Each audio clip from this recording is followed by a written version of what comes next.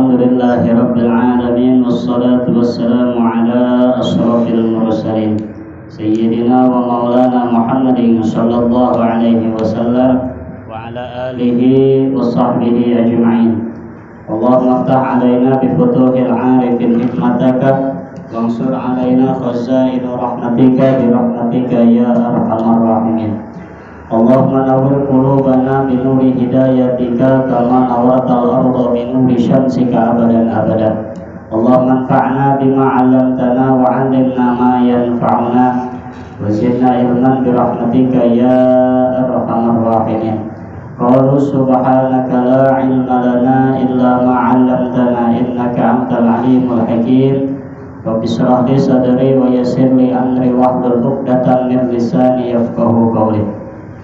Rabbana innaka jami'un nasi liyaumin la raiba fihi innallaha la yukhliful mi'ad. Rabbana iftah bainana wa baina qaumina bil haqqi wa anta khairul fatihin walhamdulillahi rabbil alamin. Qala al-musannifu fi hadzal kitab rahimahullahu ta'ala wa nafa'ana bi 'ulumihi amin. Bismillahirrahmanirrahim. Wassalamu ay taslimu min kulli afatin wa naqsin ala sayyidina wa habibina Muhammadin sallallahu alaihi wasallam rasulillah likafatis saqalaini al-jin wal ins ijma'an wa kada al-malaikatu ala maqalahu jam'u mahkukuna wa Muhammadun alamun mankulin min ismil maf'ul maudu'in liman kasurat khisalatul hamidah sumiya bihi nabiyuna sallallahu alaihi wasallam biilhamin minallahi li jaddihi war rasulu minal bashari dzakarun hurun ila akhirih sallallahu alaihi. Para jamaah musalla yang dimuliakan, musalla al-husna yang dimuliakan Allah subhanahu wa ta'ala, masih dalam seputar Maulid Nabi. Kita hadir di tempat ini insya Allah mendapat dua keuntungan. Yang pertama, kita untung datang ke tempat majelis taklim. Yang kedua, kita beruntung ngaji ini di bulan Rabiul Awal, atau Pak Pardi masuk ngomongnya bulan Mulud. Nah, bulan Mulud. Nah, kebetulan di bulan Mulud kita membahas tentang riwayat Nabi. Nah, sebagaimana kata Imam Sirri Sikti. Imam Sirri Sikti ini Pak, ulama yang terkenal, sangat pintar. Ulama yang terkenal, masyhur, sehingga dikatakan di dalam hadratnya itu kan Sirri Sikti qaddasallahu sirrahu. Saking pintar-pintarnya Syekh Sirri Sikti. Nah, Imam Sirri Sikti ini pernah menukil satu ucapan yang kata Imam Sirri Sikti. Nah, Imam Sirri Sikti ini yaitu muridnya daripada Imam Ahmad bin Hambali. Ya, Sirri Sikti ini murid daripada Imam Ahmad bin Hambali. Kata Imam Sirri Sikti, man qasoda maudi'an yuqra'u fihi maulidun Nabi sallallahu alaihi wasallam faqad utiya raudatan min riyadil jannah. Masya Allah. Kata Imam Sirri Sikti, barang siapa yang bertujuan ke satu tempat, maudi'an itu tempat, baik itu musola, baik itu masjid, itu lapangan, itu kalau di Jakarta jalan kan ya, baik itu di jalan, dimanapun tempatnya, maudi'an, yang mana di tempat itu yukra'u fihi maulidun Nabi sallallahu alaihi wasallam. Di tempat itu diceritakan kelahiran Nabi, perjuangan Nabi, kemuliaan Nabi, semua diceritakan di tempat itu. Tidak semata-mata orang yang hadir di tempat itu dan mendengarkan kisah Nabi, faqad utiya raudatan min riyadil jannah, maka Allah akan berikan kepadanya raudatan min riyadil jannah, taman daripada taman-taman surga. Ya Allah. Tapi kalau nggak percaya, mau doa meninggal pulang dari sini. Bener nggak tuh? Dapat taman surga katanya ih. Gitu ya. Kata Imam Siri Sikti, kok bisa sih seorang ulama Siri Sikti mengatakan seperti ini? Saking hebat-hebatnya ganjaran orang yang datang ke tempat maulid. Gitu ya. Kenapa? Li'anna ma qasada dzalikal maulid illa limahabbatihi. Tidak terkecuali kenapa Allah saking memberikan tempat surga dan taman-tamannya kepada itu orang yang datang ke tempat majlis yang menceritakan tarikh Nabi, terkecuali bertujuan itu karena punya rasa cinta kepada Nabi Muhammad Sallallahu Alaihi Wasallam. Ini pasti saya yakin 100% orang kampung Jawa khususnya Mushola Al-Husna semuanya pada cinta sama Nabi. Kalau nggak cinta ya nggak mungkin datang ke tempat taklim. Kalau nggak cinta nggak mungkin melaksanakan sholat 5 waktu. Dengan adanya kita mengikuti sunnah Rasul itu sebagian tanda daripada cinta kepada Nabi. Nah inilah diberikan. Maka kita mendapat 2 keuntungan. Pahala kita datang ke tempat majelis, dan kedua pahala kita mendengarkan riwayat baginda Rasul. Minggu lalu telah kita ceritakan, kalau kita menceritakan daripada kelahiran sampai wafatnya Nabi, jangankan 4 minggu ya, berarti 1 bulan itu 4 minggu, 4 malam Selasa nih kita bahas Nabi nggak bakal beres. Jangankan 4 malam, 4 minggu ini, 1 tahun bahkan seumur hidup kita menceritakan tentang Nabi itu nggak ada habisnya. Sebab kalau kita berbicara akhlak Nabi itu Quran. Kalau kita membahas Quran sampai kiamat nggak beres Pak. Itu sebabnya tolabul ilmi wa utlubul ilma minal mahdi ila lahdi.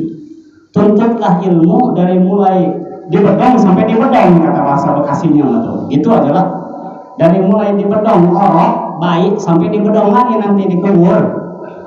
Gitu ya. Nah itu perintah Nabi, utlubul ilma. Jadi ilmu itu nggak ada henti-hentinya, nggak ada beresnya. Kita mengetahui ilmu satu, belum tentu ilmu yang lain mengetahui. Nah itu secara singkatnya. Jadi kita malam ini mendapat 2 keuntungan insya Allah. Bahkan tadi ya, wa utiya rawdah min riyadil jannah, akan diberikan taman-taman surga ya Allah. Untung ya. Ya, jadi pada malam ini kita akan membuka kitab I'anatul Talibin. Kalau minggu lalu kita membahas Nihayatuz Zain Al-Imam Nawawi. Nah, kalau minggu ini kita membuka I'anatul Talibin, syarah daripada kitab Fathul Mu'in. Fathul Mu'in itu kalau tidak salah Ibnu Hajar Al-Asqalani ya. Nah, ini Fathul Mu'in ini Pak kitab fikih. Cuman ini yang saya bahas mukadimahnya. Mukadimah tentang riwayat baginda Nabi. Nah, di sini dikatakan bahwa Sayyidina Muhammadin Sallallahu Alaihi Wasallam, gitu ya, Muhammadur Rasulullah likafatis saqalain. Baginda Nabi yaitu memberikan hujah, memberikan risalah saqalain kepada 2 golongan, baik itu golongan jin dan golongan manusia. Maka di dalam golongan jin pun ada yang namanya jin Islam, ada yang namanya jin kafir. Maka jangan aneh Taufik pada di mushola kalau ada yang kancolak, bahasa Bantennya kancolak, nakal. Dia habis mabuk di luar, pulang jam 2, di rumahnya dikunci, tidur di mushola, tidur di masjid. Udah tidur tuh, tahu-tahu bangunnya udah di dalam beduk. Nah itu udah jangan aneh. Berarti itu dipindahin sama malaikat, sama jin. Nah, walau alam jin kafir sama jin Islamnya mah, yang jelas dipindahkan sama jin. Jadi haram jadah ya kamu sholat mabok ke SD di sini, malaikat ya. Gitu tak. Nah, gitu. Jadi ada Nabi itu mendakwah jin dan manusia. Mendakwahin jin dan manusia sehingga dimasukkan Islam seluruhnya dari mulai manusia hingga jin.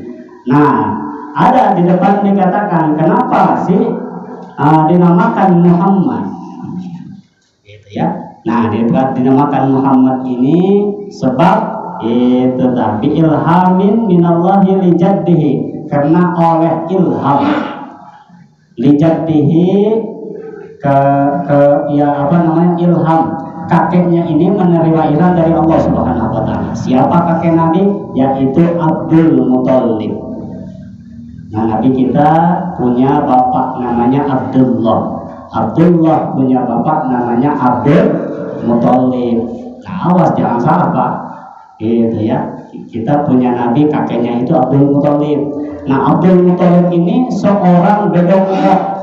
Kalau bahasa kitanya mungkin kesepuhan, yang dituakan dan yang disegani kaum Quraisy pada waktu itu, sehingga kaum Quraisy baik yang kafir maupun yang Islam semua segan dengan Abdul Muthalib.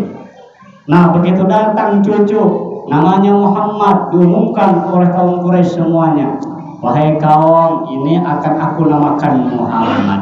Protes Pak. Siapa? Orang kafir Quraisy. Abdul Muthalib, kenapa dinamakan Muhammad? Kenapa nggak dinamakan pangeran-pangeran kita nih yang disembah nih? Dulu kan di Ka'bah itu banyak patung-patung Pak. Banyak patung-patung, makanya dipecah tuh sama ilmu ilmu penghikmatan.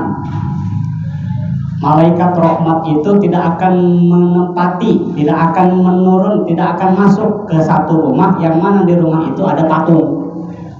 Patung jangan. Gitu ya, kalau bapak di rumah ada patung, bongkar, buang. Sebab malaikat rahmat gak turun Pak ke situ. Kalau malaikat rahmat gak masuk rumah kita, jauh. Kalau doa kita diijabah sama Allah. Sebab malaikat rahmat gak turun sama Allah. Gitu ya, kalau ada patung. Pak Ustadz, nggak ada patung mah. Cuman di rumah saya ada boneka segede manusia. Ulah saya kayak. Boneka kan ada ya. Anak-anak sekarang tuh boneka segede jelem apa berarti? Nah, awas tuh. Kalau ya boneka yang kecil nggak jadi masalah. Mana lagi lukisan? Lukisan juga, lukisan yang berbau pornografi. Jadi masa keranjang dipajang di imahi, ya ini. Anak muda biasanya nih. Cek nih kita punya anak anak muda kita nih biasanya cek di kamarnya. Mana tahu tuh ada gambar-gambar terpukuh tuh ya.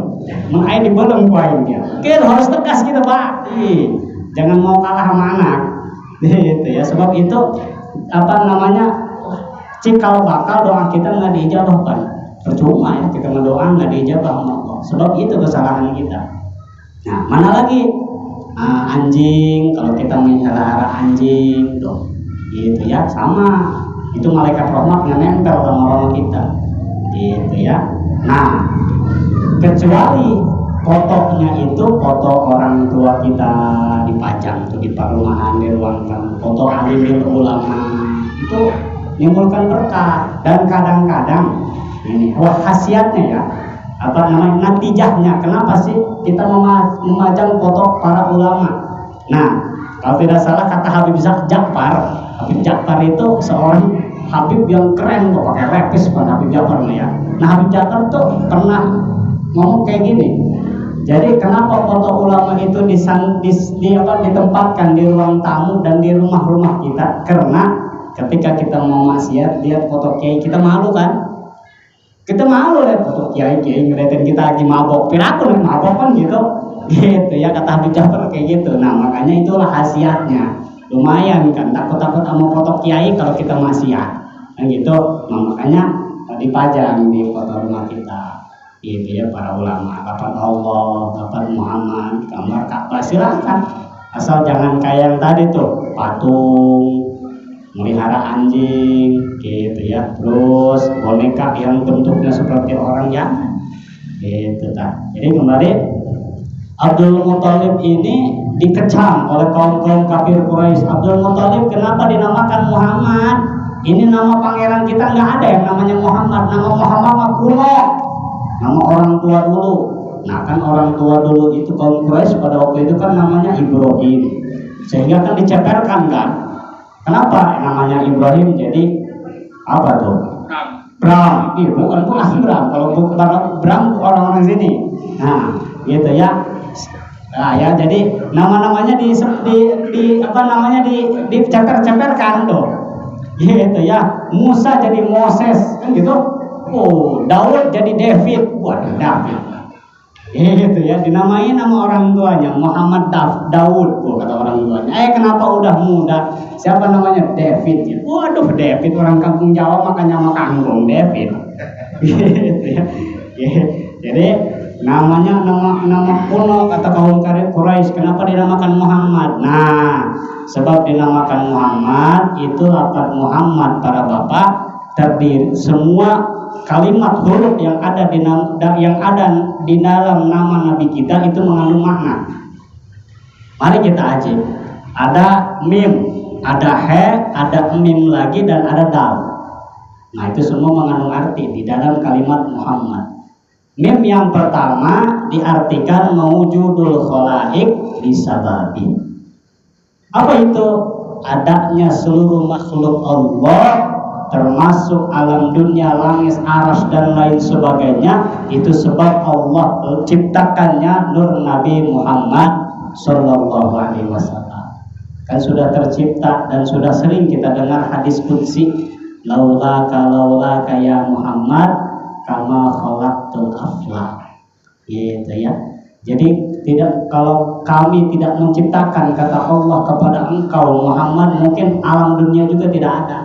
Maka pantas kita sebagai umatnya itu tiap tahun merayakan peringatan Maulid Rasul. Karena apa? Kita mempunyai rasa cinta dan rasa rasa cinta sebagai umat Nabi Muhammad Shallallahu Alaihi Wasallam. Sebab Nabi Adam, Nabi Musa itu semua memohon kepada Allah ingin dijadikan umat Nabi.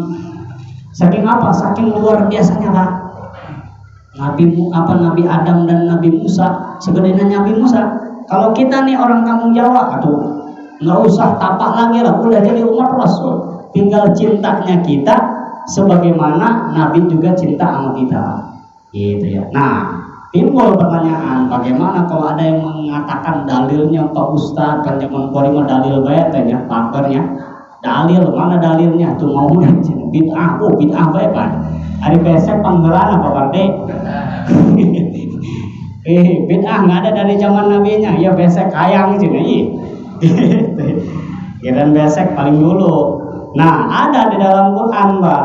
Gitu ya. Mana kata Allah qul bi fadlillah wa bi rahmatih fabidzalika falyafrahu. Kata Allah, katakan wahai Muhammad, dengan keagunganku dan dengan kemuliaanku, wa bi rahmatih, dan dengan rahmatku, fabidzalika falyafrahu. Aku menciptakan engkau, falyafrahu, bergembiralah.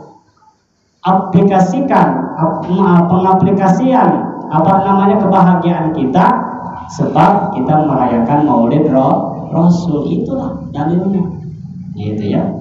Nah inilah, jadi mantap diaranan Muhammad, mimnya yang pertama mawjudul khalaik bisababi. Bahkan di dalam riwayatnya itu banyak, sebelum Allah ciptakan semua, di dalam Da'watul Akhbar kalau tidak salah, itu sebelum Allah menciptakan seluruh makhluknya termasuk aras juga belum ada Pak.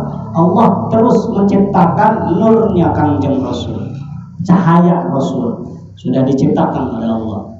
Kemudian cahaya itu terbagi, gitu ya, atas 4 bagian.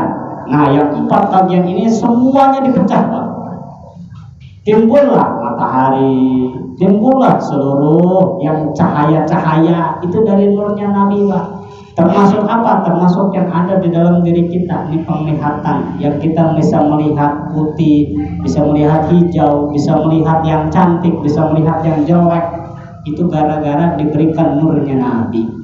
Gitu ya, itu kesenter sama cahayanya Nabi, kita termasuk, gitu ya.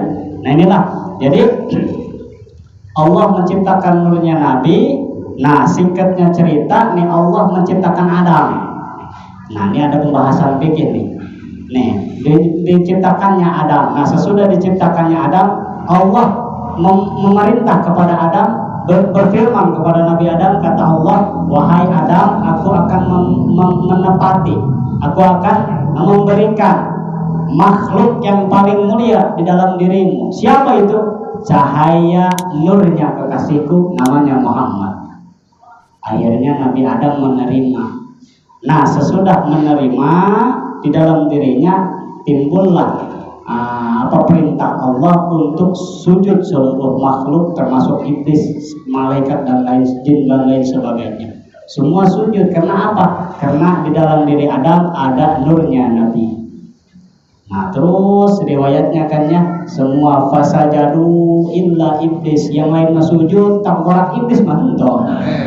Gitu ya, tengkorak iblis entoh. Nah makanya kalau ada orang kampung Jawa disuruh hayya sholah, yang lain mah mau sholah, saya tambah entoh iblis ya tambah.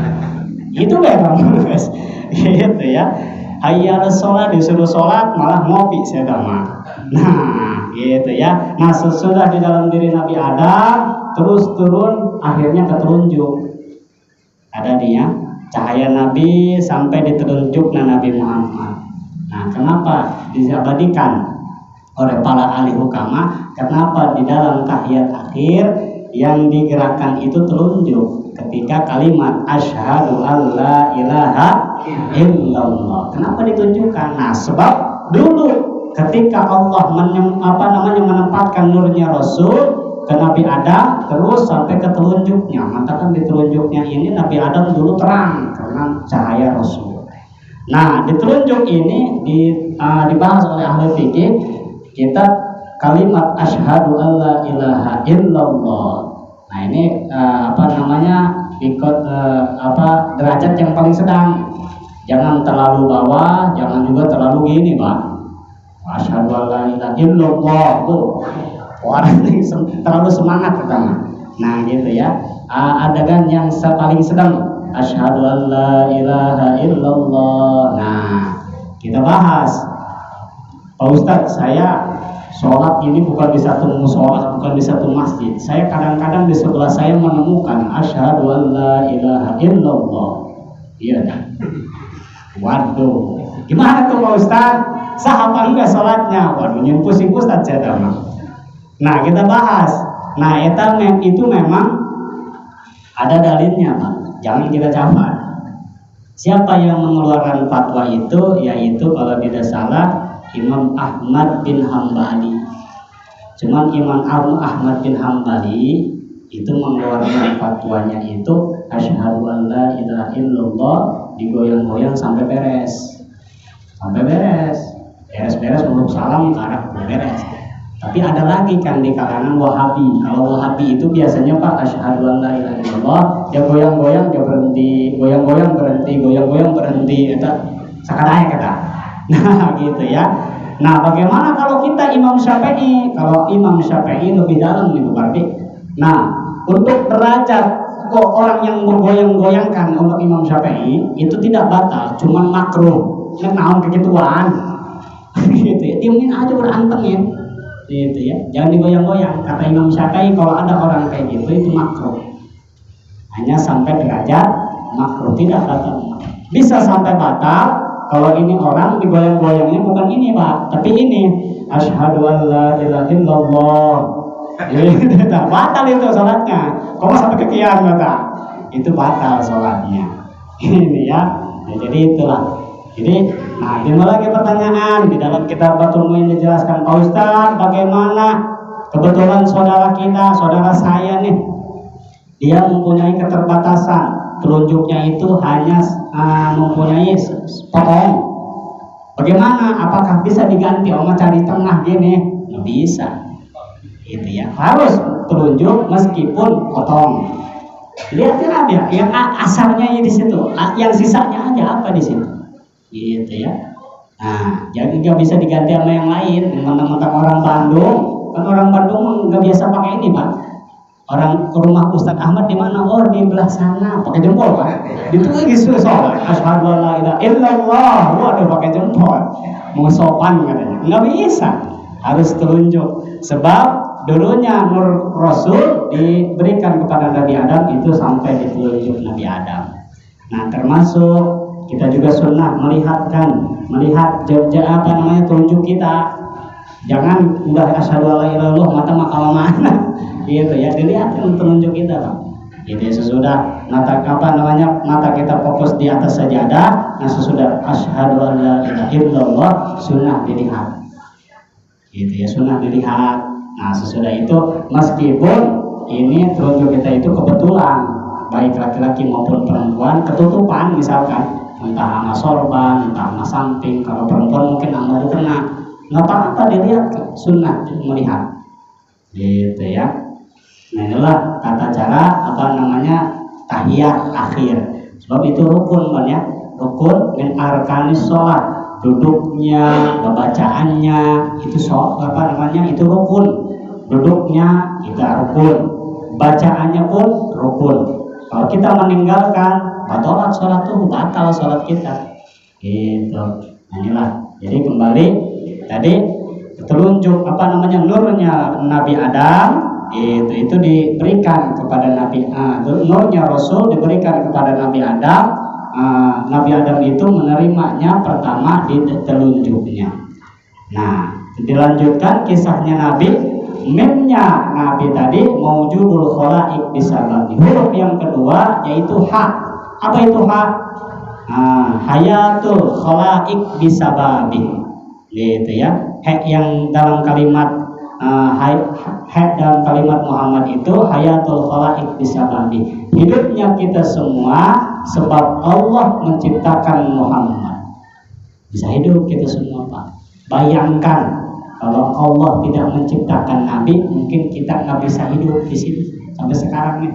Ada yang umurnya gitu ya udah 70, ada yang 80, bahkan ada yang 100. Jangan bangga. Itu juga diciptakannya Rasul. Kalau tidak diciptakan Rasul nggak bisa merasakan hidup di alam dunia ini, Pak. Itu ya, hayatul khalaik bisababi. Makhluk-makhluknya Allah. Itu. Mimnya di dalam kalimat Muhammad, mim yang kedua yaitu mautul khalaik bisababi. Matinya, wafatnya seluruh makhluk Allah karena Allah mewafatkan Nabi. Berarti mafhum mukhalafahnya, kalau Allah tidak mewafatkan Nabi berarti kita juga mungkin hidup selama-lamanya, Pak. Sebab kita semua bakal mati, sebab Allah menciptakan mewafatkan baginda Nabi. Gitu ya. Kita nih kalau misalkan melihat daripada umur Nabi, itu Nabi hanya 63 tahun. Kalau kita sekarang udah 63, ada yang 70, ada yang 80, jangan bangga, itu udah dikasih bonus, Pak. Harus dipakai sebaik-baiknya. Gitu. Udah bonus, udah kelewatan bonusnya itu mah. Gitu ya. Jangan udah umur 80 malah maksiat ngabang nih. Gitu ya. Nah, sebab Allah mewafatkan seluruh makhluknya Allah, sebab Allah mewafatkannya Nabi.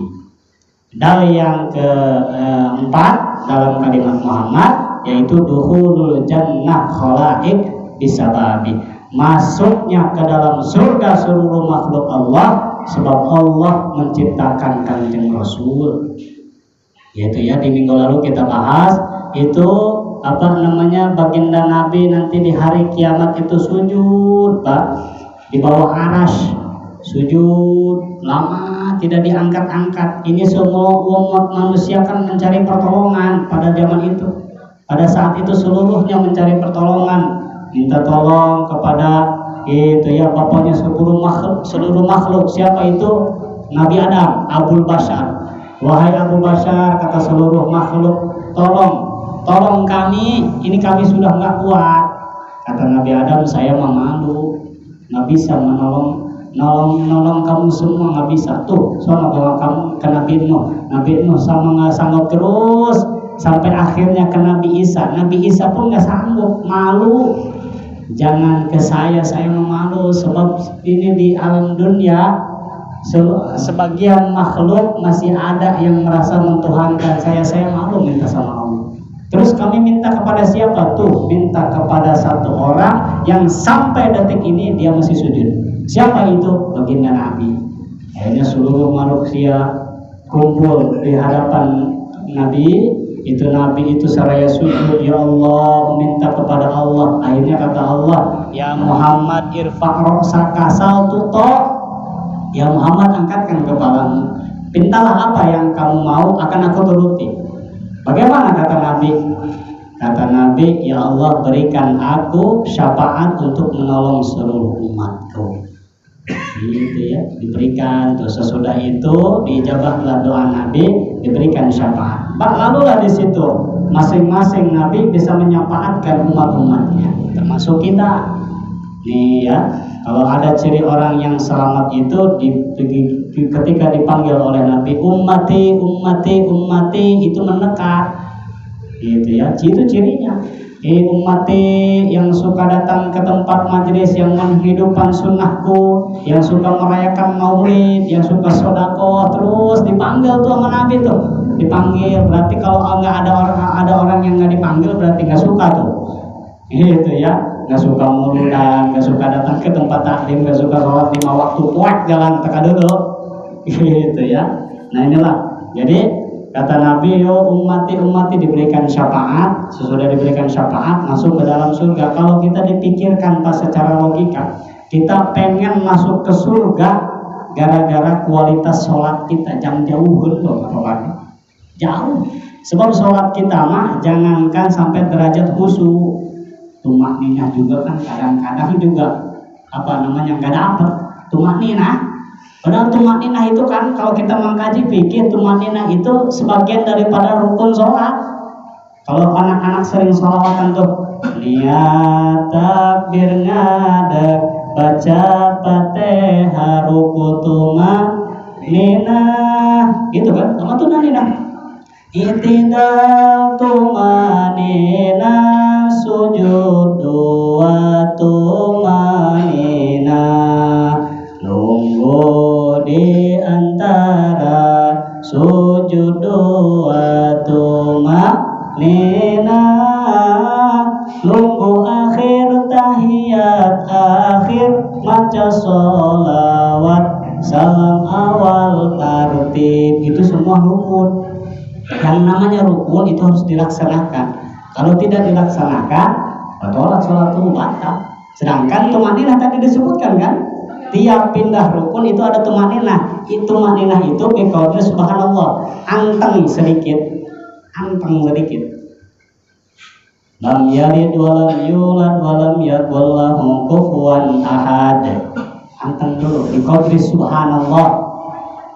Sekadar baca subhanallah, Allahu Akbar, anteng lagi baca tasbih subhanarabbiyal azimi wa bihamdihi 3 kali. Anteng lagi sami Allahu liman hamidah. Kayak gitu enggak kita tuh? Enggak, kayaknya buru-buru aja kita. Jangan, wah cocok gitu. Duduk kalau makmum. Itu imam mengaku apa nih? Siapa imamnya? Wah kami mau cepat sih mau kalau si itu mau lama, udah jangan lama si itu. Padahal mah itu harus dapat tumakninah. Ya Allah. Makanya tadi tuh kalau misalkan mengharapkan masuk ke surga karena kualitas sholat kita kayaknya jauh, gitu ya. Sampai bahkan kadang-kadang jangankan khusyuk, jangankan tumakninah, bilangan sholat kadang-kadang bohong kita mah. Ini sholat isya, ini rakaat ketiga atau rakaat keempat sih ya. Waduh, buat gempa kita mah ya.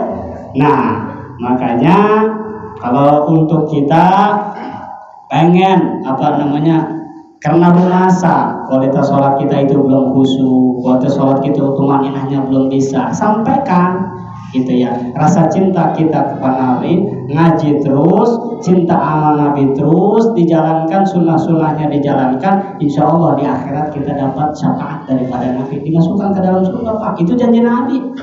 Itu ya, janji Nabi. Nah, kalau kita berkaca kepada Nabi kita Bang ya, ju'ilat qurratu aini bis shalah. Nabi Pak, Allahu Akbar.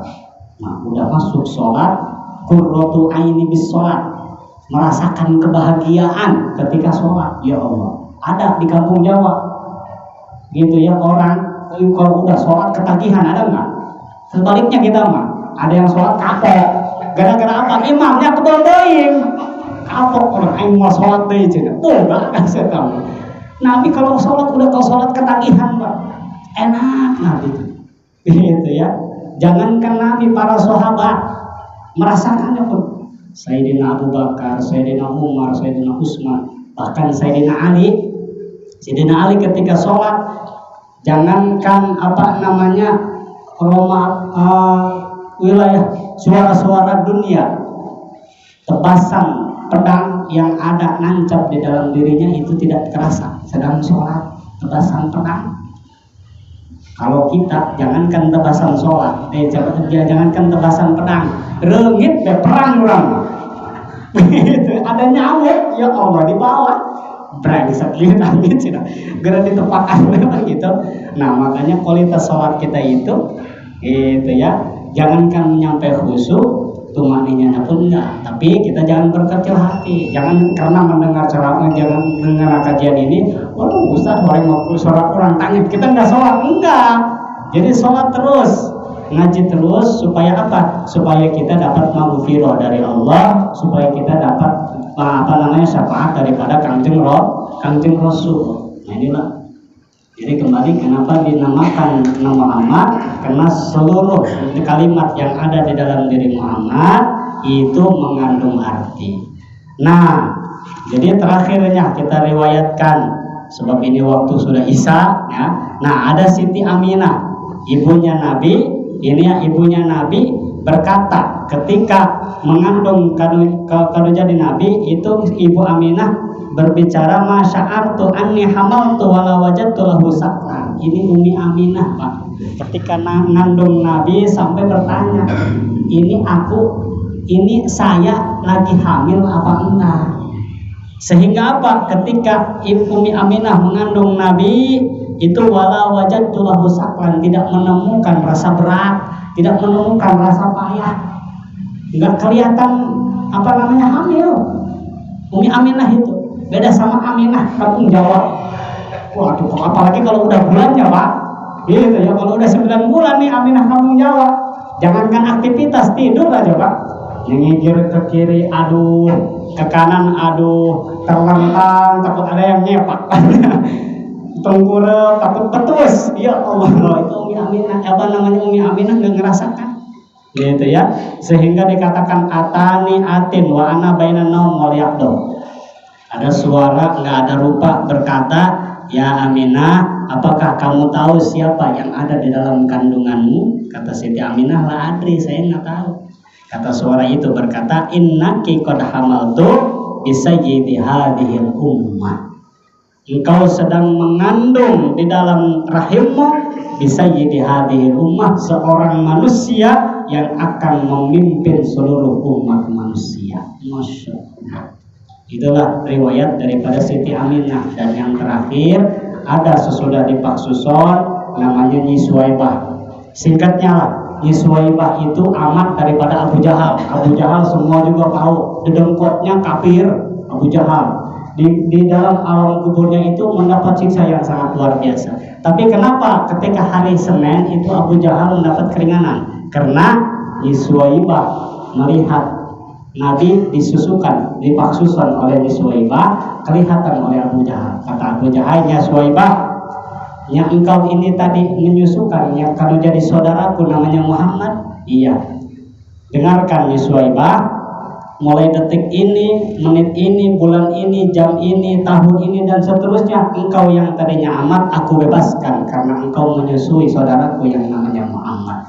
Senang Abu Jahal ketika datang Nabi Muhammad. Hanya senang kafir.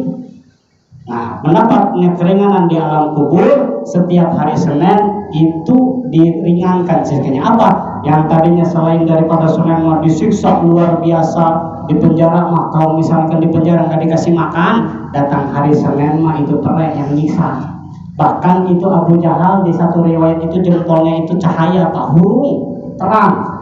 Nah, jempolnya ini selain terang mengeluarkan air, yang mana air ini seperti air susu, putihnya lebih putih daripada susu, manisnya lebih manis daripada madu, gitu ya. Dan dinginnya ini lebih dingin daripada salju. Itu dikenyataan oleh Abu Jahal.